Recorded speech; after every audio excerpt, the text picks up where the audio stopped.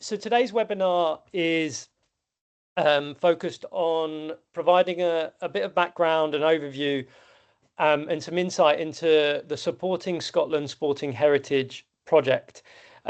Today's webinar will involve input from a range of people. So myself, I should introduce myself for those that have just joined us. So I'm Levi Tippett, so I'm the Sporting Heritage Engagement Officer on the project. I'm going to be hosting today's meeting, and I'll share a little bit about my own role a bit later on. But today we're going to hear insight from Kira and Rachel from the Ballast Trust, who initially put this project together. And then we're going to hear from project partners. So we've got Dr. Justine Riley from Sporting Heritage, Carl McGee from the University of Stirling Archive, and Rachel Beattie from the National Library of Scotland.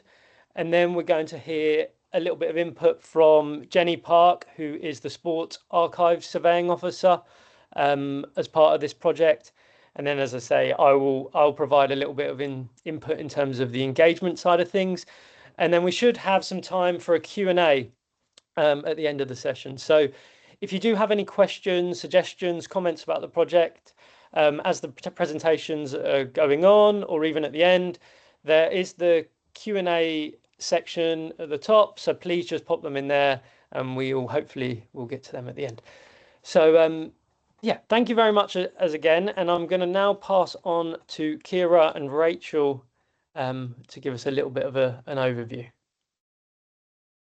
Levi, and thanks everyone. I'll just echo Levi's comments. Thank you for joining us.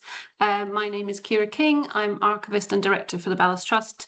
And I'm not going to speak for very long because I'll pass you on to Rachel, but it's just to say we're really excited at the Ballast Trust. It's our first National Lottery Heritage funded project, and you'll hear from Rachel about why we want to do something with sports. So obviously those that might know us will know that we work traditionally with business archives, but sports collections have been crossing the path of our surveying officer Rachel Renner for a number of years now, and it's an area that we were thinking about how we could support it. So I'll hand over to Rachel to talk about how the project came together, and yeah, just looking forward to working with everyone.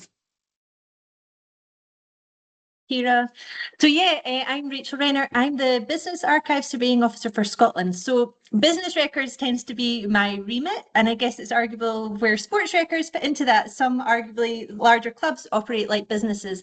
And so we realised in 2022, kind of onwards after I came into this role, that more sports clubs and organisations were kind of coming our way and coming into the inbox of the Business Archive Surveying Officer.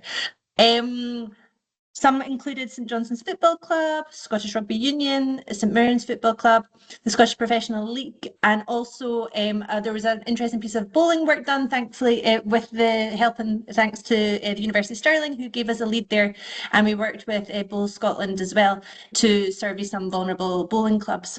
But we started to realise that this really wasn't the remit of the Business Archive Surveying Officer, and that potentially there was a piece of work here that a surveying officer dedicated to the sports sector could take forward. So we started to look at what a project would look like and put a case together, and that we needed some partners to help us to do that, and those that were particularly in the sports heritage area. So we're really grateful that the University of Stirling, who are home to the Commonwealth Games Scotland Archive, Sporting Heritage UK and the National Library of Scotland all agreed to support what we hoped was a really important project for the sports heritage sector.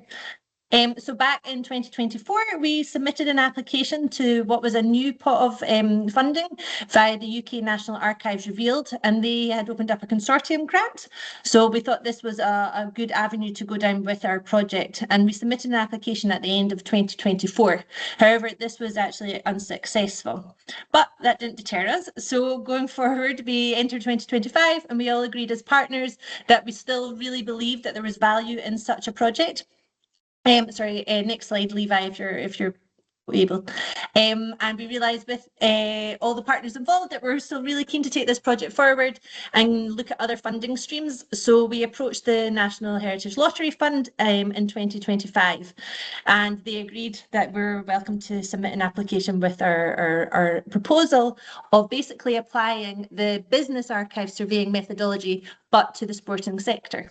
And in January 2026, I'm thrilled to say that we were successful with that application and have been awarded £182,829 to deliver a 2-year project. And that will include Jenny Park, who's here, Sporting Archive Surveying Officer, and Levi, who's introduced himself.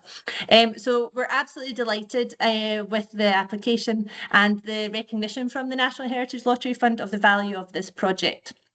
So there are 2 key aims from the project. That firstly is to implement a national programme of surveying Scotland's sporting archive collections, which will produce a comprehensive picture of Scotland's sporting archival landscape.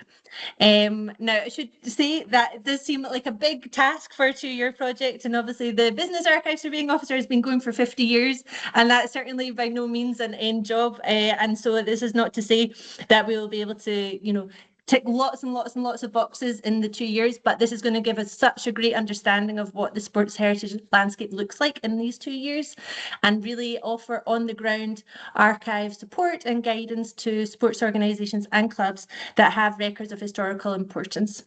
Alongside the surveying methodology that will be applied, we're also going to be delivering a suite of public engagement activities, which will share discoveries of items that are discovered through the surveying, through promotional events, skills workshops, and also there'll be a midpoint conference, which Levi will describe a little bit about more later on. So we're really excited. We have a proven methodology through the business archive surveying work that has been going on over the last 5 decades. So we know that it can be successful in results. And so we're delighted to really be able to offer sports heritage in Scotland the opportunity to understand a little bit more about what records they have, why they're important, and how that they should be being preserved going forward. So it's a really exciting opportunity, and we're delighted to see what happens over the next 2 years.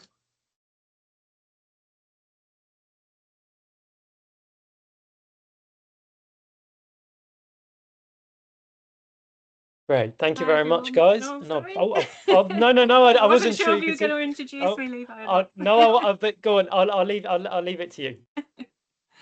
Oh, thank you. Yeah, hi. I'm Justine Riley. I've probably met many of you already. So yeah, I am the Director of Sporting Heritage, and we are the UK-wide subject specialist network and sector support organisation for anyone who has a sporting collection. So I'm going to try and keep this really brief as well. So yeah, a very quick, Levi asked me to talk about what is sporting heritage, why is it important, and then how do we work to make sure that that's kind of protected, and where does this project fit in?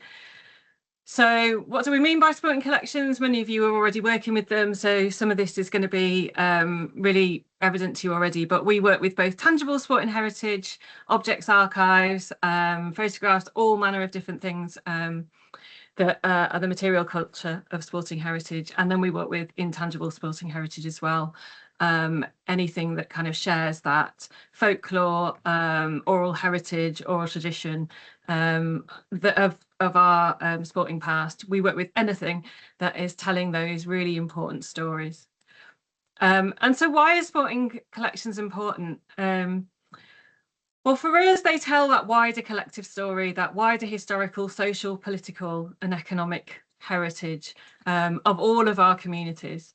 And they celebrate different identities and the way that communities work together and bring people together. And I know I'm biased because everything that I do is about sporting heritage and about the sporting past, but I really see how it is a unique area of work, and these collections are very different in the way that they respond to different communities. And they impact on all different types of agendas, so mental health, education, community understanding, participation in sport and in heritage. And we've seen that through a lot of the development work that we've delivered. And they tell the story of all different types of sport. Sometimes there can be that potential to just think about elite sport and not focus on what does sport tell us in terms of our community. And we know that sporting heritage tells all of those different stories, whether that be volunteering, elite sport, people who have a sports club within their local community, who just attend, maybe family events in sporting venues, or are interested in sport for other reasons, for things like fashion or scientific elements, sport can help tell all of those different stories. And they share that diversity of society, and they're kind of that, we call it the golden thread that runs throughout heritage in our society. And they make heritage relevant to a lot of people who may otherwise have not felt that it was for them. And you will still see lots of situations where sport isn't seen within our formal heritage tradition.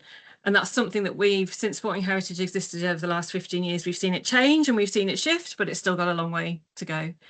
And this is a quote from someone at the National Archives who was talking about the importance of where sporting heritage and sporting archives fit. And I think it's really relevant to this project. So we estimate that there are 250,000 at least sporting heritage collections across the UK that are currently at risk.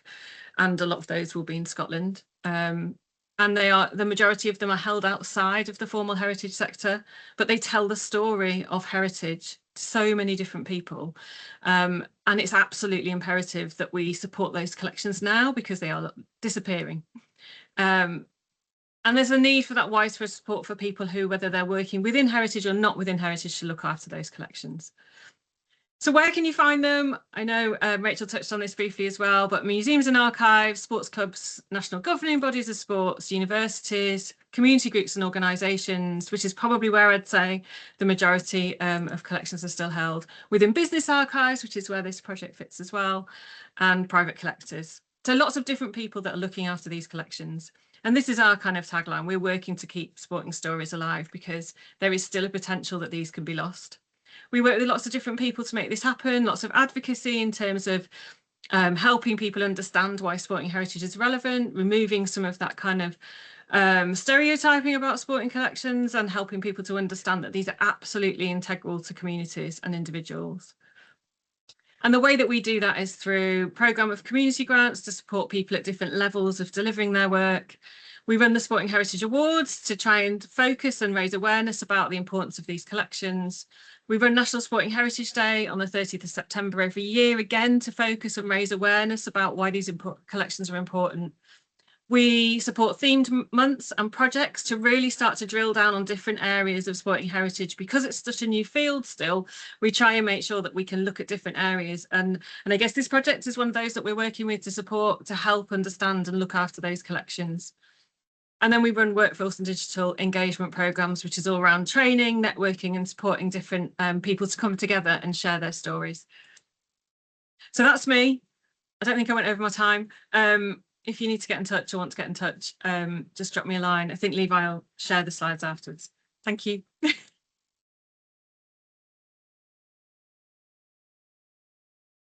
Okay, my turn, I think, as this next slide would indicate. Afternoon, everyone. My name's Carl McGee, and I'm the University Archivist at the University of Stirling.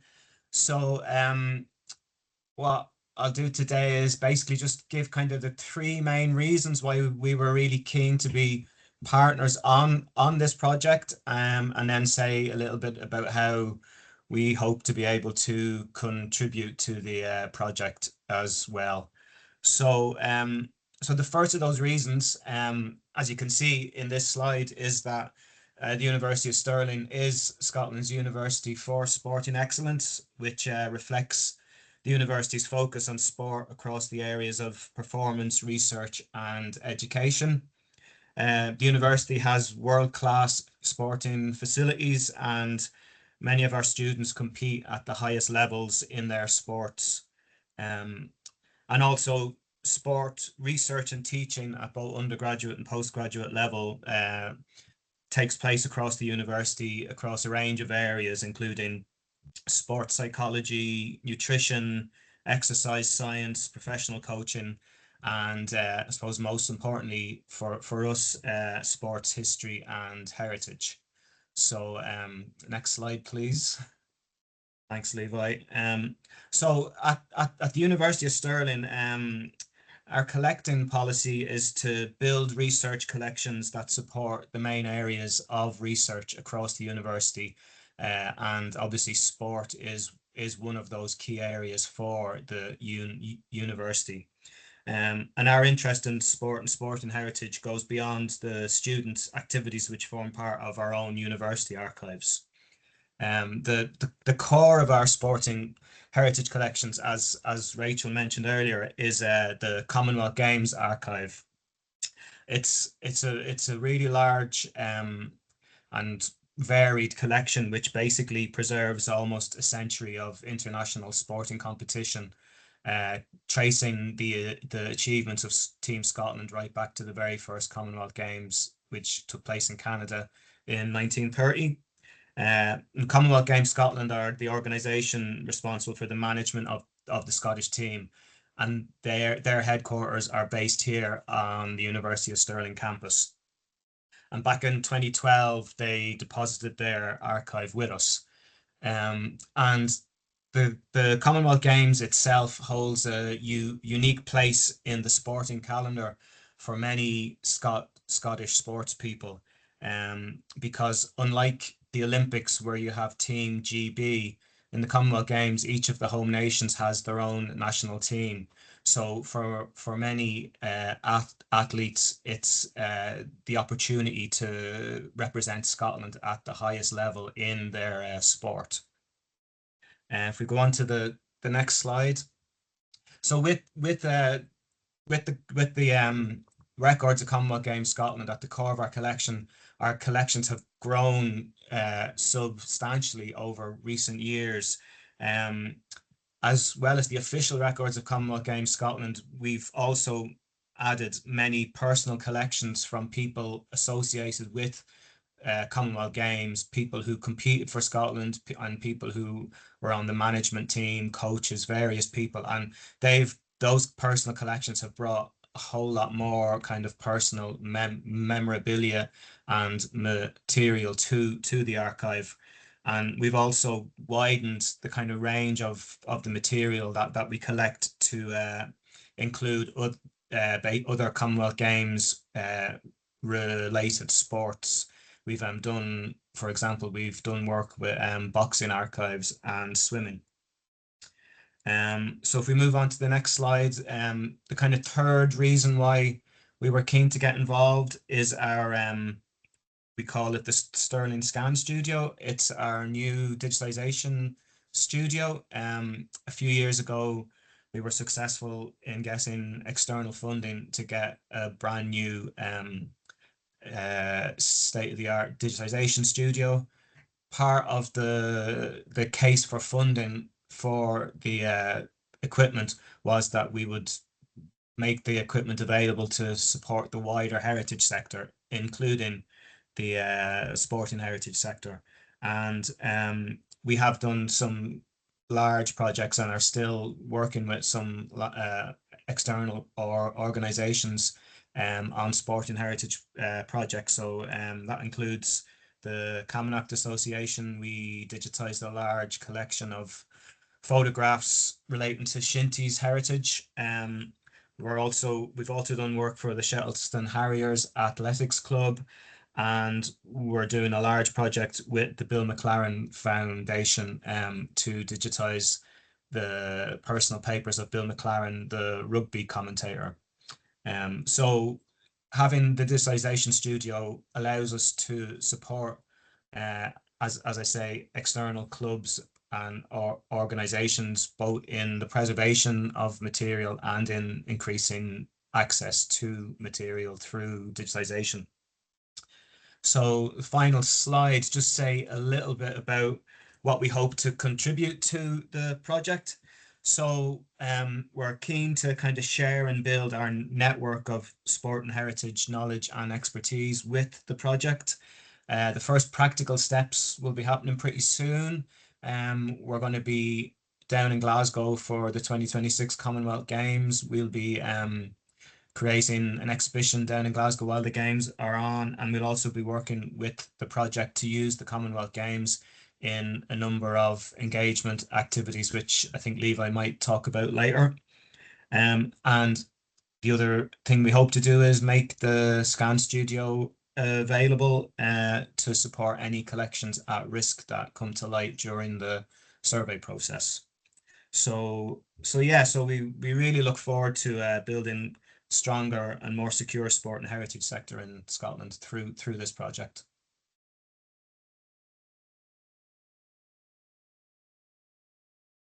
Hi all, I think it's me next. I'm Rachel Beattie. I'm a curator at the National Library of Scotland, and my remit is to look after the land and sport archives that we hold. Some people are still surprised that we actually have a lot of sporting archives at the National Library, but since Scotland has a very rich history of sporting activities, we do actively collect in this area. The records we have come in the form of personal archives, family papers, and records from clubs. So they contain minutes, diaries, various records of club activities, including menus for dinners, and many photographs of various sporting activities. So, for example, we have on deposit with us over 10,000 glass slides from the Scottish Mountaineering Club. Our archives have records that relate to a really wide variety of sports, so football, archery, sailing, motorsport, Highland Games. But we do have particular strengths in our collections relating to the history of golf, cricket, since the Cricket Scotland were very kindly donated their archives to us a couple of years ago, and also probably most extensively mountaineering. I think, as others have alluded to on here, we found kind of in recent years there's been an increase in interest in these sporting collections. It seems sport history in general has just become more popular with researchers, but also people are starting to realise they can be used in all sorts of different engagement with communities and with children in all sorts of different areas.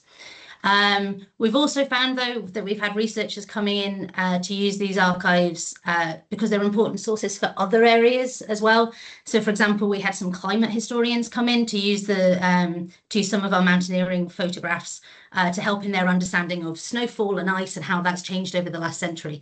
Because mountaineers, among their many virtues, are excellent at recording where they are and when they are. So it really can help give that time frame. As the curator for the sporting archives, I do try to use our sporting papers as much as possible, to be quite honest, because I think they're brilliant. So, for example, in our upcoming rain exhibition, I've managed to include a cricket scorebook, which was cancelled due to rain, and on the other side of that, a poem about angling, where the angler was absolutely delighted that rain came after a big drought in 1864. So they're both going to be featured in the exhibition. So we try and get it in there wherever we can.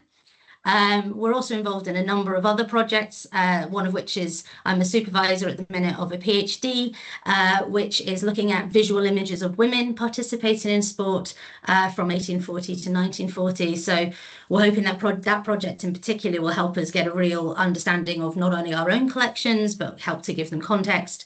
And also in that case, help us link across national collections, because the National Galleries of Scotland are also involved and supervising that PhD too. So when we were approached for this project, to be quite honest, we thought it would be a really good idea.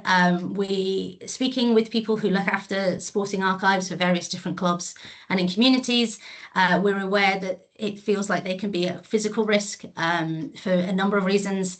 In some cases, we found it simply because only a small number of the club are interested within keeping the history in the archives. And when these members move or leave for other reasons, or sadly sometimes pass away, the future of the archive is not always secure. So, for example, I know of one club where records were given to a member to write history of the club, I think for their centenary, but they were never returned. The author then passed away, and the whereabouts of those records are now lost. Even when other members of the club do take on the mantle, sometimes the moving and storage can be really tricky. I mean, it is for all of us in the heritage industry anyway. And this can pose particular risks, particularly when they contain fragile formats such as glass slides. So because of these reasons, we kind of feel we're aware that the sporting archives can be slightly at risk. And so we just really wanted to support this project because we really felt it would go a long way to help secure the long-term survival of this sporting heritage across the country. So Jenny and Levi will, I'm sure, be doing amazing work to identify and open up these records. So knowing what it exists, where it exists, and helping clubs to keep them safe will be absolutely invaluable to the future of the records, but also the Scottish sporting history generally. I think as well, as a consortium, we're hopefully able to offer advice where needed, and also make people aware that archives are collected by institutions, should people want to be looking for a different permanent home. We work obviously with archival colleagues across Scotland to make sure they find the appropriate home in that case, but we're also here for advice and yeah, anything else we can offer too.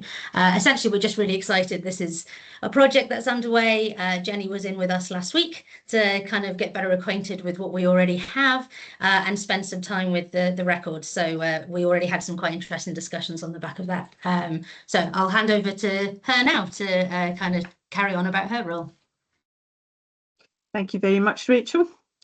So I am Jenny Park, and this is my tongue twister moment. So I am the Sporting Archives Surveying Officer on the Supporting Scotland Sporting Heritage Project. There you go. I think that's the first time I've said it without tripping myself up. My background, I have worked at the National Library of Scotland in their sound archive, their moving image archive, their newspaper archive. Latterly working at Glasgow University on the museums and the Metaverse project, which created a 3D museum of real museum objects in a virtual reality platform. But in this role as surveying officer, I will be approaching clubs, societies, organisations, governing bodies to ask if I might survey their archives. And the way that I'm going to do this is a sort of two-pronged approach, so top down and bottom up.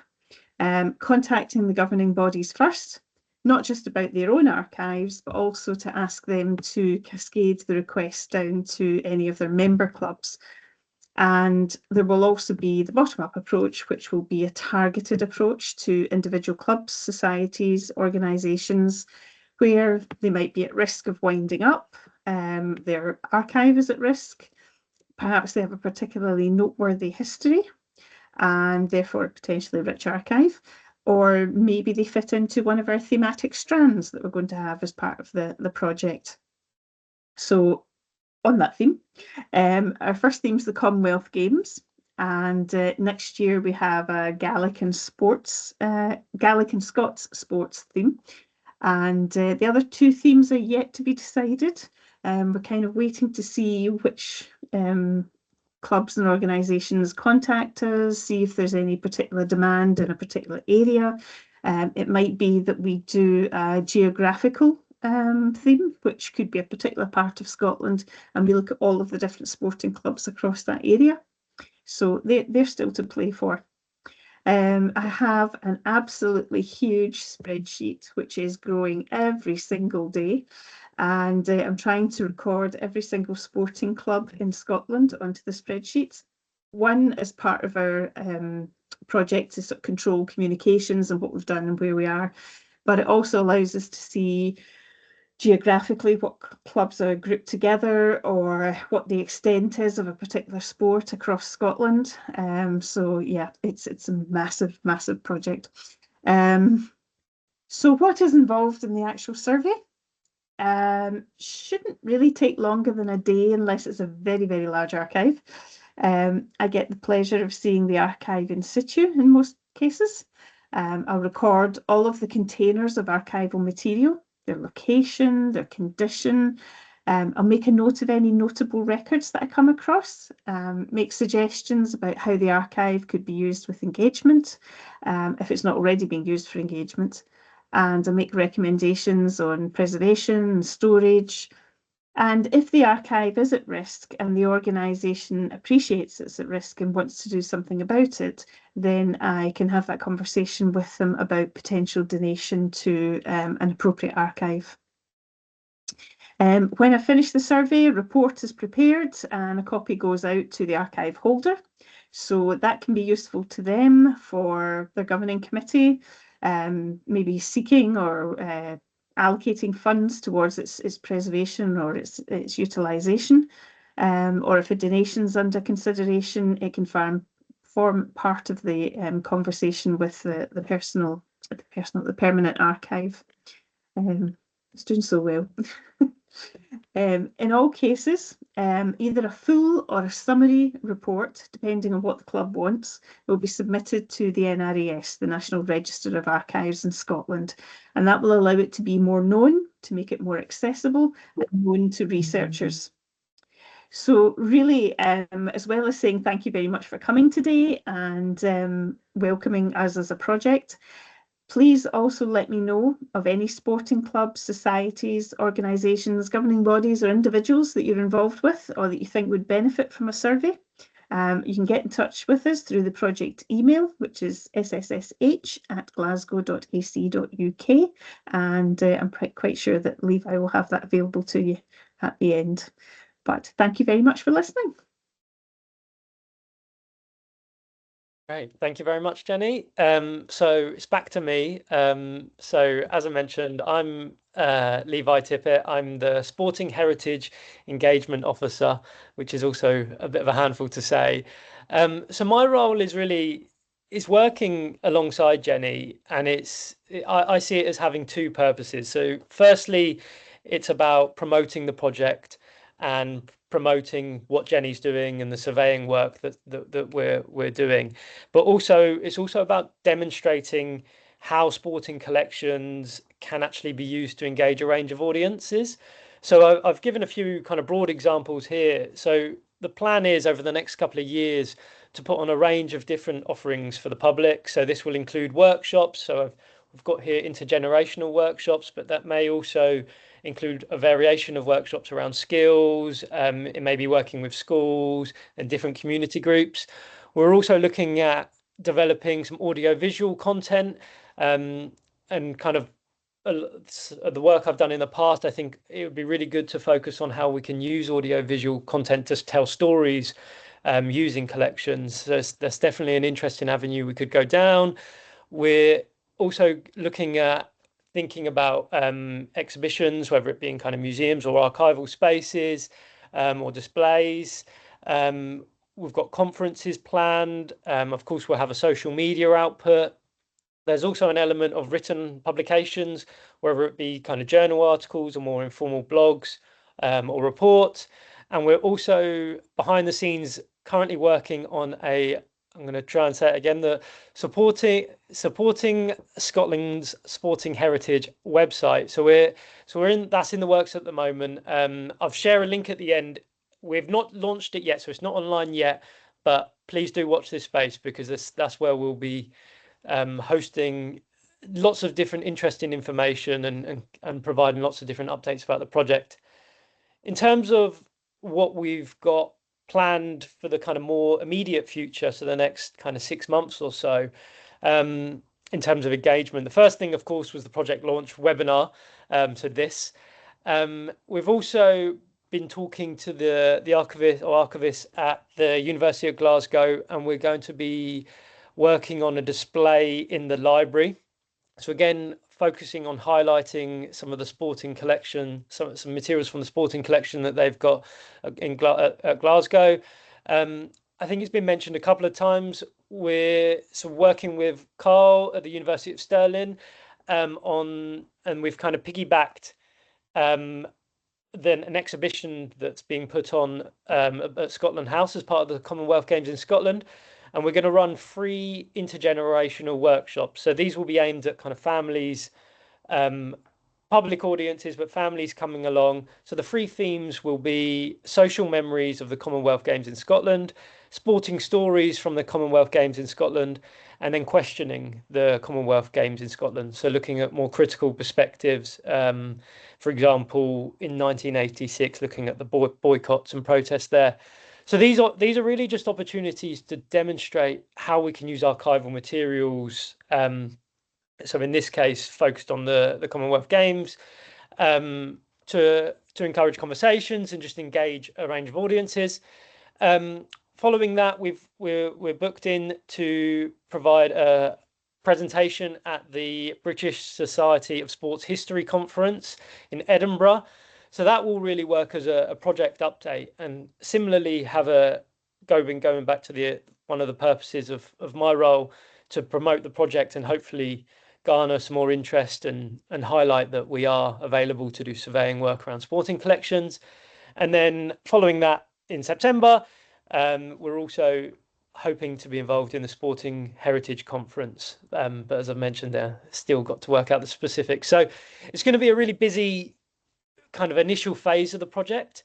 And then following that, really, it will be about working for me. It will be about working alongside Jenny and looking at how we can highlight some of the collections that have been surveyed, but also ensuring that we align that with some of the key sporting events that are happening in Scotland, especially over the next 2 years. Of course, we've got the Commonwealth Games, but we've also looked at the plenitude of different sporting events in Scotland over the next 2 years. So we want to make sure that we're aligning with that where possible. Okay, so that's all from me for now. So just to kind of say thank you to everyone that's joined. My apologies again for the technical issues. I hope that it's run a little bit smoother as we've gone through, and a massive thank you to everyone that's spoken today. I think it's been really interesting to hear, even though I'm involved in the project, just to hear lots of different perspectives there. We have got time for a Q&A, so I'm happy to do this in a variety of ways. You can either raise your hand via Teams and share your question, or you can leave a comment, and we've got the Q&A section there. So I think it's easiest if you have a question, a suggestion, a comment, anything to do with the project, please do share it, and we're happy to respond. It would also be useful if you have a specific question for any of us as individuals, just let us know who the question's directed at. If not, I'm sure we can all jump in. So yeah, thanks again. I really appreciate you listening.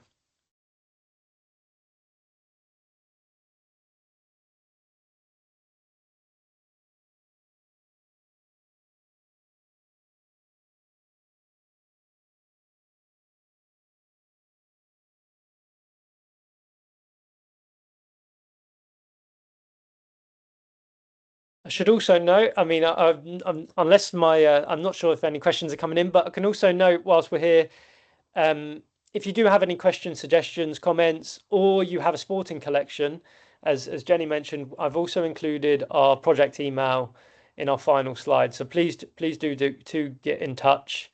It'd be great to hear from anybody working in this area.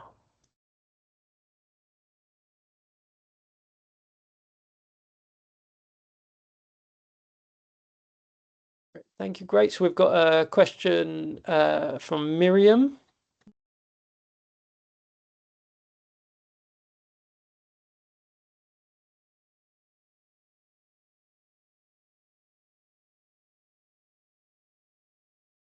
Hello. Sorry, I was mute. Can you hear me? No worries. Yes, can hear you loud and clear. Yes, there's just a couple of comments. I put a couple of comments which Ciara's sort of noted. I know I had a contact at UHI, Dr. Jim McPherson, who is a keen cricketer in Sutherland. There's a team there that's quite old, and I think he's written some stuff on it. So I've put a link into its sort of British Identities Hub. So I know he was always interested in sort of cricket in the Scottish context, especially in Sutherland, which you don't really think of, or Caithness or anywhere like that. The other thing was the links with industries. I was thinking about Dounreay. We did a survey up there. I'm with Historic Environment Scotland. We did a survey. We were involved in the sort of heritage work up there, and I know there was quite a strong, as part of the bedding in of the community up in Thurso who were working at Dounreay. There was a very strong kind of club activities went on in Thurso, which were is quite distinctive from other towns in the Highlands because of the link to Dounreay nuclear scientific nuclear establishment, and that included a lot of sports clubs. I suspect there'll be archives there, you know, linked to the United Kingdom Atomic Energy Authority. and it was a big part of when they were actually developing Thirst. So there was sort of work, there's sort of papers talking about setting up cricket clubs and rugby clubs from the point of view of folk down south, and introducing that into the Highlands, and quite interesting sort of social comments about cricket and rugby being played in somewhere like Caithness. So there's sort of bits and pieces sort of kicking around. So it was just a thought. Also, somewhere like ICI, when they were at Ardeer, I remember many years ago we found there was a building that was full of trophies, so tennis trophies, football trophies. I don't know what happened to all that stuff, but I'm wondering whether there is archives of those clubs that were linked, which were quite seriously played. There was also like Weirs of Cathcart. I think sports was a big, that kind of company kind of organised sporting. So it was just a thought. I mean, I don't know how much of it is relevant to you at this point in your project, but it was just a thought, things that I've sort of stumbled across over the years. Anyway, thank you. That's grand, Miriam. Thank you.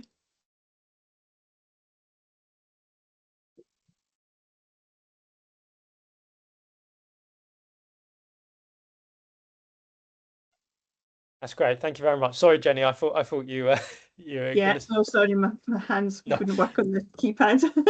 No problem. No, thank you very much. That is really interesting. I've seen as well. There's a reply there from Fiona Reid just suggesting, Neil, it's worth looking in the Q&A section there if you haven't seen it. Just a response to you there.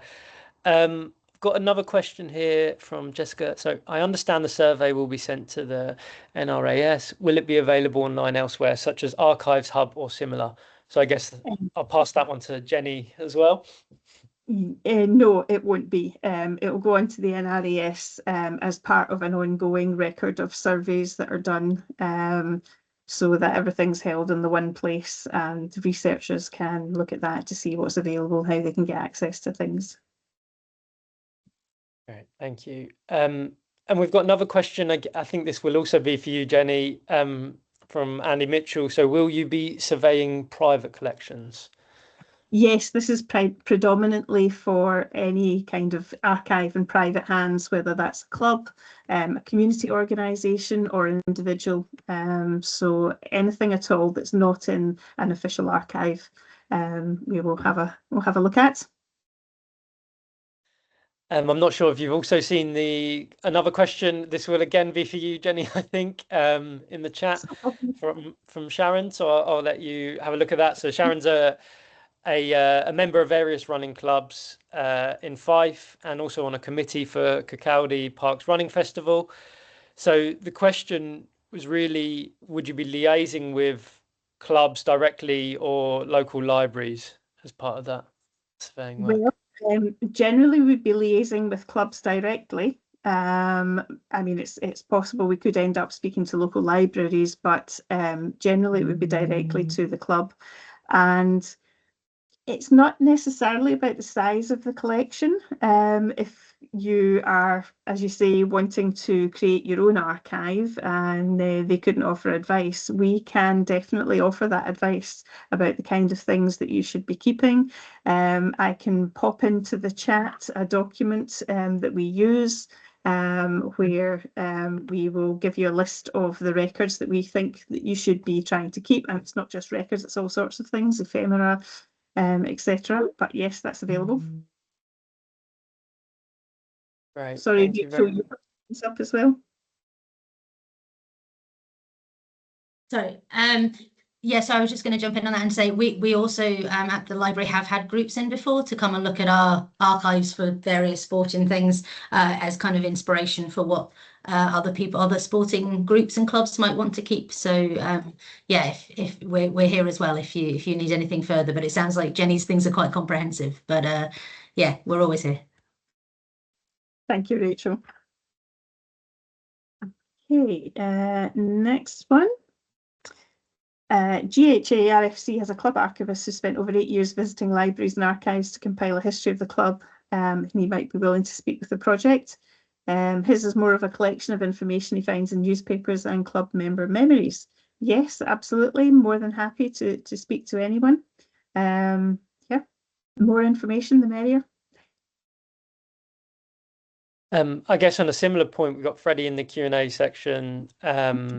So at Historic Environment Scotland Archives and Library, we hold a number of architectural plans and survey photography relating to Scottish sporting sites. Will there be scope to contribute to the project? Well, yes and no. Primarily, the project is aimed at archives which are not in archival conditions. However, we are going to be doing some case studies and things on the website, and we will be profiling certain things. Obviously, there's the engagement work that Levi is doing as well. So a lot of this could be really, really relevant to particularly Levi's work, but to a lot of profile raising about sporting archives. And I think architectural plans and survey photography of sporting sites could be a really nice, interesting theme to put on the website. Yeah, no, I totally agree with that one. Yeah, I'd be really interested to look at different plans around Scottish sites related to sporting heritage. So fantastic. Let's see if we've got any more. I think that's all the questions that have come through, unless I've missed any. And if I have, please do let me know. I think we've got everything. I think we've got everything. So I'm happy to just to say once again, thank you all so much for coming. Thank you for engaging with the session. I will apologise one more time for the technical issues at the start. For anybody that missed anything, we have recorded this, so we will we'll trim it down so it's a little bit so we can capture the actual content, and we'll share that online. So if you have missed anything, not to worry, we'll make sure that is accessible for you at a later date. So yeah, but the last thing for me really just to say once again, a huge thanks for coming along, and please do get in touch if you have questions, comments, suggestions, or you have a sporting collection that you perhaps think could be of interest.